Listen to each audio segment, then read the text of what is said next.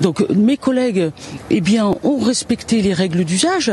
Après sommation, après 2 sommations, eh bien, il y a eu une charge et forcément, eh bien, les risques encourus lorsqu'on participe à une manifestation qui est interdite, c'est d'être blessé par des mouvements de foule, parce qu'un mouvement de foule, c'est très rapide.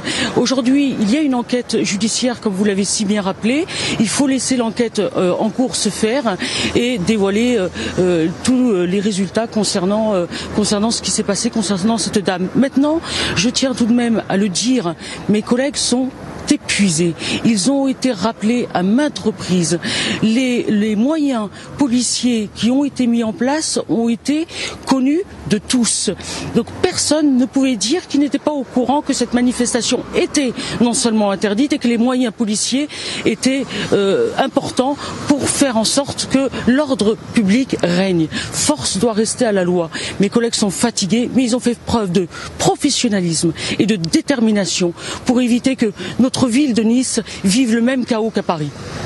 D'accord, mais dans votre métier, il y a un adjectif qui est essentiel, c'est l'usage proportionné de la force.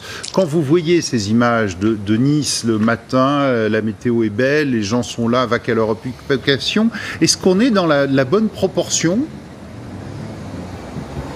Vous savez, moi personne n'avait de boule de cristal. Personne ne pouvait savoir si effectivement, alors au début, bien ce rassemblement était pacifiste. C'est ce qu'on a vu à travers les différents médias. Il n'empêche que très rapidement, et vous le savez aussi bien que moi, très rapidement, l'attroupement devient de plus en plus conséquent et peut amener très rapidement à des débordements. C'est la raison pour laquelle les moyens ont été mis en place pour faire en sorte que l'ordre public puisse régner, qu'il n'y ait pas de dégâts. Et il faut féliciter aujourd'hui, au-delà de ce qui s'est passé pour cette dame, c'est regrettable.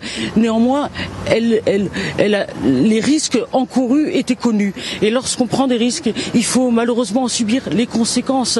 Alors, c'est regrettable, mais je peux vous dire une chose, c'est que Nice n'a pas vécu les dégâts comme à Paris. Nous n'avons pas eu de blessés plus que ça. Il y a une femme qui est blessée. Effectivement, c'est regrettable.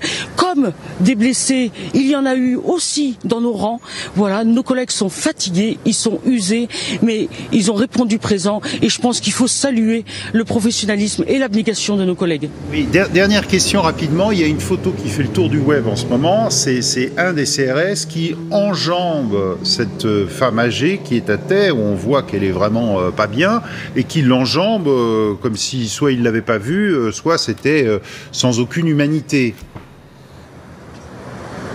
Alors, comme je vous l'ai dit en amont, il y a une enquête qui est en cours.